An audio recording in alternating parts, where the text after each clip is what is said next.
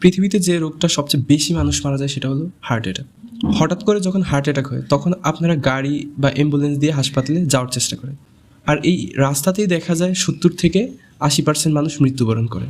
কিন্তু যদি আপনি এই 3টি ওষুধ আপনার ঘরে রাখতে পারেন আর সাথে সাথে খাইয়ে দিতে পারেন, তাহলে এই মৃত্যু ঝুঁকি 70-80% পর্যন্ত কমে আসবে। আপনি কীভাবে বুঝবেন যে আপনার হার্ট অ্যাটাক হয়েছে? বুকের মাঝখানে আপনার প্রচণ্ড পরিমাণে ব্যথা হবে, আর এই ব্যথা বাম কাঁধ দিয়ে আপনার হাতে দিয়ে পড়বে। এরপর হলো প্রচণ্ড পরিমাণে ঘাম হওয়া এবং অনেক শ্বাসকষ্ট থাকবে। এই লক্ষণগুলো দেখলে বুঝবেন যে আপনার হার্ট অ্যাটাক হয়েছে।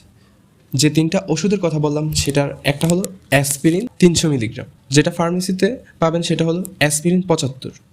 আপনার খেতে হবে 300 মিলিগ্রাম, তাই 4টা ট্যাবলেট আপনি চিবিয়ে খেয়ে ফেলতে পারেন। দ্বিতীয় হলো নাইট্রোগ্লিসারিন স্প্রে, এটা আপনার জিহ্বার নিচে 2 চাপ দিয়ে দিবেন।